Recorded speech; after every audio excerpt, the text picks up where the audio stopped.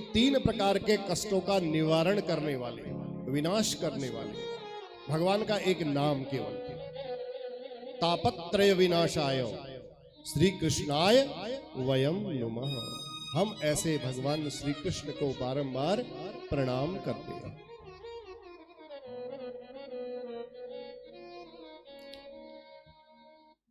पार्वती जी, अन्नपूर्णा पार्वती जी का दूसरा नाम है। भोजन बना रही थी,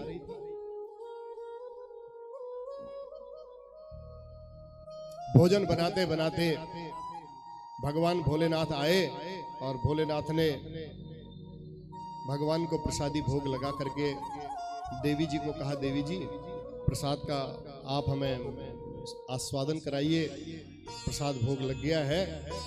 तो पार्वती जी ने भोलेनाथ को कहा, शंकर बाबा को कहा, प्रभु थोड़ा सा मेरा पाठ रह गया है राम रक्षा स्तोत्र का, और मैं उस राम रक्षा स्तोत्र का पाठ करूं, उसके बाद आपको भोजन करा दिया। अब बताइए, भोजन परोस दिया हो, भगवान जी को भोग लग गया हो, उसके बाद कौन इतना धैर्य धारण कर सकता है कि कम से कम राम रक्षा स्तोत्र का पाठ करने के लिए 20 मिनट अगर शुद्ध उच्चारण के साथ किया जाए तो 20 मिनट कम से कम लगते। तब भगवान शंकर ने कहा, कहां पाठ करने की आवश्यकता ही नहीं है देवी। राम रामेति रामेति रमे रामे मनोरमे सहस्र नाम तत्तुल्यम श्री राम नाम वरानने। पाठ करने की आवश्यकता ही नहीं, एक बार तुम राम का नाम ले लो, उस राम का नाम लेने से तुम्हारे जितने पाठ तुमने किए हैं और जितने पाठ तुम करने वाले हो, उनका फल तुम्हें एक ही बार में मिल जाएगा। राम रामेति रामेति रमे रामे मनोरमे, इतना मनोरम नाम है, इतना सुंदर नाम है। सहस्र नाम तत्तुल्यम, हजारों नाम भी उस नाम के बराबर नहीं है। राम नाम बरानने, राम नाम के से श्रेष्ठ, बर माने श्रेष्ठ। हे आनने, हे कमल नयनी, हे पार्वती, राम नाम से बढ़कर के कोई पाठ नहीं है। एक बार राम जी का नाम ले लो और भोग लग गया, बस प्रसाद पालो, पाठ हो गया। तो पार्वती जी ने भी भगवान भोलेनाथ की आज्ञा को स्वीकार करके राम जी का एक बार नाम लिया और उस नाम का स्मरण करके प्रसाद भगवान जी के आगे रख दिया, परोस दिया। तो इतने भगवान के नाम में शक्ति है। इसलिए सूत जी महाराज कहते हैं, देखो हे ऋषियों, भगवान की इस कथा को आस्वादन करने के लिए शौनकादि ऋषि यद्यपि ज्ञानी बहुत हैं, ज्ञानी होने के बावजूद भी यदि हम कथा को सुनने के लिए जाएं तो बिल्कुल ज्ञान शून्य होकर के हमको कथा में बैठना चाहिए। हमें बिल्कुल कुछ नहीं आता है, हमें कुछ आता है इस भाव से हम बैठेंगे तो कथा में फिर वही क्या बोल रहे हैं, क्या नहीं बोल रहे हैं, क्या शुद्ध बोल रहे हैं, क्या अशुद्ध बोल रहे हैं, कौन सी कथा रह गई, कौन सी कथा को इन्होंने गलत बोल दिया, यही मन में बात रहेगा। कथा जो सही हो भी रही थी वो कथा हमें सुश्रवण नहीं हो पाएगी, क्योंकि मीन मेष निकालने में हमारा समय व्यतीत हो जाएगा। इसलिए शौनक जी आयु में बहुत बड़े हैं, वयोवृद्ध होकर भी देखो श्रोता बने हुए हैं। इसलिए भगवान का कथामृत पान करने में बड़े परम कुशल है। कथामृत रसास्वाद कुशलः, इनकी कुशलता देखो।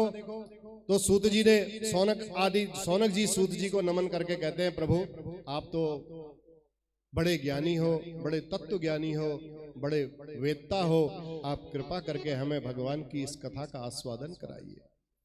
अज्ञानध्वांत विध्वंस कोटि सूर्य समप्रभ सूताख्या हि कथा सारम मम कर्ण रसायनम। प्रभु आप कोई ऐसी कृपा करो, ऐसी लीला करो जिससे आपके पास तो उस अज्ञान तिमिर को ध्वस्त करने के लिए, अज्ञान अध्वांस विध्वंस कोटि सूर्य समप्रभ, आपके पास करोड़ों सूर्यों के समान ज्ञान का प्रकाश है, सूत जी को ऋषि लोग कहते हैं। लेकिन हम लोगों के हृदय पटल पर उस किरण में से एक किरण का भी ज्ञान यदि हमारे हृदय पटल पर पड़ जाए प्रभु, तो हमारा भी उद्धार हो जाएगा। तो अज्ञान का जो तिमिर है वो तिमिर ध्वस्त हो जाएगा।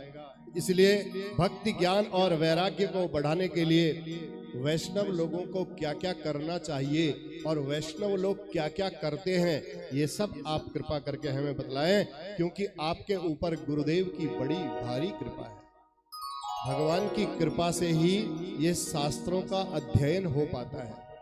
भगवान की अनुकंपा से, गुरु की कृपा से ये शास्त्रों का अध्ययन होता है, शास्त्रों का वाचन होता है।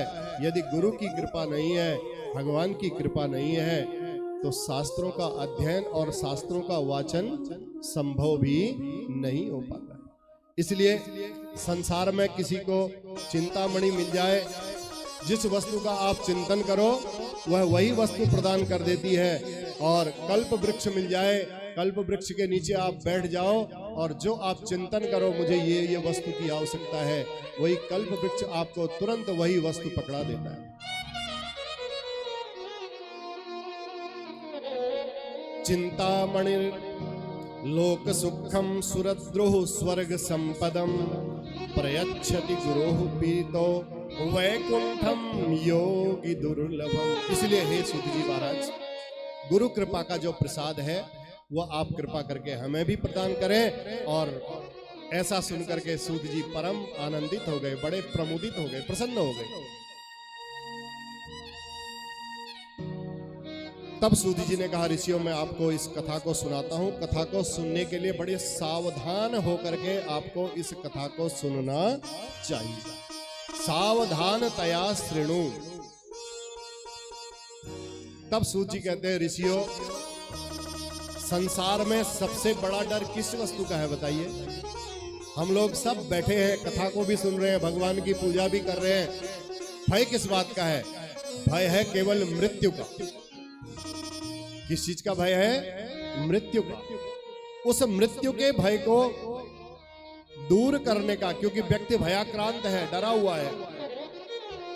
अब उसको यह भी पता है मृत्यु लोक में आए हैं तो मरना भी हमारा निश्चित है। तो इसलिए इसका नाम संसार है। संसरतीति संसार। यहां तो सरकते रहोगे, खिसकते रहोगे। बच्चे हुए, बाल्यावस्था आई, युवावस्था आई, वृद्धावस्था आई।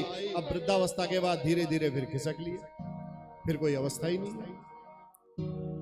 तो इसलिए कोई कितना भी इस मृत्यु को पकड़ने का प्रयास करता है, इस संसार को पकड़ने का प्रयास करता है, इस समय को पकड़ने का प्रयास करता है। मृत्यु क्या है? काल। काल क्या है? समय। तो समय को पकड़ना, उसी को आप काल को पकड़ना बोल दो, उसी को आप मृत्यु को पकड़ना बोल दो, बात एक ही है। तो इसलिए ये समय एक सा कभी हमारे पास नहीं बना रहता है, धीरे धीरे खिसक जाता है हमारे हाथ से, और चाहने पर भी हम इसको नहीं पकड़ पाते हैं। इस संसार का भय यदि हमको समाप्त करना है तो श्रीमद् भागवत महापुराण श्री सुखदेव जी महाराज ने कलिकाल में श्रीमद् भागवत संहिता प्रकट की है। बोल भागवत भगवान की जय। कालव्याल मुखग्रास त्रास निर्णास हेतवे श्रीमद् भागवतम शास्त्रम कलौ कीरेण भाषितम। कीरेण भाषितम कथा किसने बोली है? सुखदेव जी। क्या है? देखो ऊपर सुखदेव जी टांगे हुए हैं। तोते का स्वरूप है। तोता जिस फल में अपनी चोंच को मार देता है, उसकी गारंटी है कि वो फल बिल्कुल मीठा होगा ही होगा। पूरी श्रीमद् भागवत संहिता को श्री सुखदेव जी महाराज ने अपने मुखार बिंद से निस्सरित किया है। इसका मतलब ये श्रीमद् भागवत महापुराण उद्धार करने वाली है ही है, साक्षात भगवान की वांग्मयी प्रतिमूर्ति है। कलौ कीरेण भाषितम, इस कलयुग में सुकेन भाषितम, सुखदेव जी महाराज ने इस श्रीमद् भागवत संहिता का उपदेश किया और संसार को दिया। जब महाराज परीक्षित के सामने में मृत्यु का भय उपस्थित हो गया था। कितने दिन का भय उपस्थित हो गया था मृत्यु का? 7 दिन का। कितने दिन का? और संसार में दिन भी कितने होते हैं? 7। अब 7 दिनों में मृत्यु का भय तो हमारे साथ भी व्याप्य है। हमें भी तो 7 ही दिन में मरना है। सोमवार से लेकर के रविवार तक आप गिनो, आपको 7 ही दिन दिखाई देंगे। इन 7 ही दिनों के भीतर किसी न किसी की मृत्यु होनी ही है। कोई इसके अलावा 8वें दिन में मृत्यु को प्राप्त नहीं कर सकता। इसलिए महाराज परीक्षित को जब मृत्यु का भय व्याप्त हुआ तो श्रीमद् भागवत संहिता के उसी समय वो अपने कल्याण का मार्ग खोजने लगे। जब कल्याण का मार्ग खोज रहे थे तो सुखदेव महामुनि ने, सुखदेव महाप्रभु ने श्रीमद् भागवत संहिता के माध्यम से राजा परीक्षित को भयमुक्त कर दिया। जैसे ही गंगा तट पर सुखदेव जी महाराज भागवत संहिता का प्रवचन करने के लिए विराज हुए तो सारे देवताओं को वहां पता चल गया कि सुखदेव जी श्रीमद् भागवत का रसास्वादन राजा परीक्षित के माध्यम से सभी लोगों को करा रहे हैं। तो देवता लोग जैसे ही पता उनको चला, तुरंत उनकी कनेक्टिविटी हुई। सुधा कुंभम गृहीत्वैव देवास्तत्र समागमन, एक अमृत का कलश लेकर के देवता लोग तुरंत वहां पधारे। हम भी कोई कार्य करते हैं ना, तो उस कार्य करने में हमारे पास भी कोई न कोई सुधा कुंभ लेकर के आ जाता है। सुधा कुंभ क्या है बारिया जी? ये भी एक लालच का प्रतीक है। देवता लोग अमृत को लेकर के वहां पधारे। देवताओं ने कहा कि राजा परीक्षित को मृत्यु का भय हुआ है और हमारे पास अमृत है, और अमृत क्या कर देता है? जो मृत्यु से अभय पद की प्राप्ति करा देता है। फिर मृत्यु नहीं होती अमृत पी करके। तो हम राजा परीक्षित को अमृत पिला देंगे और हम उसकी जगह श्रीमद् भागवत का रसास्वादन करेंगे। हम भागवतामृत को पान करेंगे। तो हमारे जीवन में भी जब हम शुभ कार्य करने के लिए यहां पर बैठते हैं ना बहन जी, सभी लोग, तो कोई न कोई हमारी परीक्षा लेने के लिए, ये हमारी परीक्षाएं होती हैं, सब भगवान की ऐसी विशेष लीलाएं होती हैं। कोई न कोई सुधा कुंभ लेकर के हमारे पास आ जाएगा और हमसे कहेगा, देखो आप इस कथा को किस प्रकार करवा रहे हो, इस कथा को अगर आप कहो तो हम इस प्रकार से करवा दें, हम ऐसा कर दें, हम वैसा कर दें। आपको लालच देगा और आपके मार्ग से आपको भ्रमित कर देगा। हमारा अटल विश्वास होना चाहिए। नहीं, हम अपने मार्ग पर जो चल रहे हैं बिल्कुल सही मार्ग पर चल रहे हैं। हमें आप आइए, हमारे साथ लगिए, स्वागत है आपका, लेकिन आपके बताए हुए नियमानुसार हम नहीं चल पाएंगे, क्योंकि ये मार्ग हमें अंदर से आदेश नहीं दे रहा है। और अंदर कौन बैठे हुए हैं? परमात्मा बैठे हुए हैं। तो लोगों के कहने से अपने मार्ग को बदलना नहीं है। अब एक ही घर में 5 लोग रहते हैं, अपने ही बच्चे हैं, 2 माता पिता हो गए, 2-3 बच्चे हो गए, 5 लोग हो गए, एक दादी जी हो गई, एक दादाजी हो गए, किसी की दादी जी है, किसी के दादाजी है, किसी के दोनों है। अब उन 5-7 लोगों के परिवार में सबके सब एक मत नहीं होते। बड़े ध्यान से श्रवण करिए।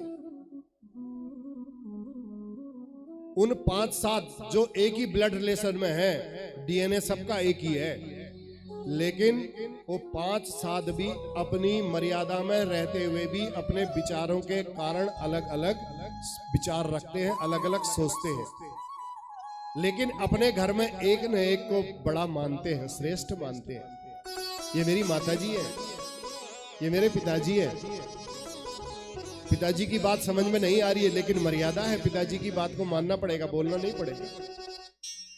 ये मेरी माताजी है, माताजी की बात हमें जनरेशन गैप की वजह से समझ में नहीं आ रही है, लेकिन हमें समझना पड़ेगा कि नहीं, ये हमारे बड़े हैं, इन बड़ों का सम्मान करना हमारा धर्म है। किताबों को पढ़ लेने से, शास्त्रों का अध्ययन कर लेने से ज्ञान की प्राप्ति नहीं होती है। ज्ञान की प्राप्ति तो धीरे धीरे धीरे धीरे इन सबके साथ अनुभव से होती है। माता पिता के पास जो ज्ञान होगा वो पढ़ने के साथ साथ अनुभव जन्य ज्ञान भी होता है, प्लस है। हमारे पास केवल हमने जो पुस्तकों में अध्ययन किया, अध्ययन जनित ज्ञान है, और माता पिता के पास अध्ययन जनित ज्ञान होने के साथ साथ अनुभव जन्य ज्ञान भी है। इसलिए हमेशा अपने से बड़ों की बात को मानना चाहिए और किसी के कहने से अपने मार्ग को बदलना नहीं चाहिए। अच्छे मार्ग पर आप चलोगे, 50 लोग आपके साथ जुड़ेंगे, 100 लोग आपके साथ जुड़ेंगे, और 100 लोग जब जुड़ेंगे तो कुनबा बड़ा होगा तो बातें भी बड़ी बड़ी होंगी, लेकिन अपनी बात सत्य के आधार पर, सत्य पर आधारित होकर के, निश्चल होकर के, किसी को मन में कपट न रख करके उस बात को रखना चाहिए। अंततो गत्वा आपकी ही बात स्वीकार्य होगी। तो ऐसे ही देवता लोग भी यहाँ सुधा कुंभ लेकर के सुखदेव जी महाराज के पास पहुंच गए। ये तो बड़ा आश्चर्य है, सुखदेव जी ने देखा हमने इनको बुलाया भी नहीं और बिना बुलाए ये हमारे पास यहाँ अमृत का कलश लेकर के आ गए। अब हम किसी को कुछ कहें, महाराज हमें यह सहयोग करो, ये सहयोग करो, ये सहयोग करो, तब कोई सहयोग करे तो समझ में आती है बात। अब बिना कहे कोई सहयोग कर रहा है, या तो उसकी भक्ति है या वो हमें लालच दे करके अपने अनुरूप बनाने की कोशिश कर रहा है। ये क्लियर है। सुखदेव जी महाराज बड़े परम ज्ञानी हैं। तुरंत सुखदेव जी महाराज समझ गए। सुखदेव जी ने कहा, देवताओं आप अपने कार्य में बड़े कुशल हो, स्वकार्य कुशलाः सुराः। तो देवताओं ने कहा, प्रभु प्रपास्यामो वयम सर्वे श्रीमद् भागवतामृतम। हम श्रीमद् भागवत का अमृत पीना चाहते हैं। बड़ा दुर्लभ अमृत है, इतना साधारण नहीं है जितना आप समझते हैं। किसी को भी सोचो कि भगवान की कथा को भागवतामृत का अमृत पान करा दे, इसके लिए सबसे पहले मैंने आपको बताया गुरु की कृपा और भगवान की कृपा साध्य है। जब गुरु की कृपा होगी, भगवान की कृपा होगी, तब ये वाणी से भगवान की वो अमृत धारा निकलेगी। तब सुखदेव जी महाराज ने कहा, नहीं देवताओं मैंने आपको बुलाया नहीं और आप विनिमय करने के लिए आ गए हो। आप कहते हो कि ये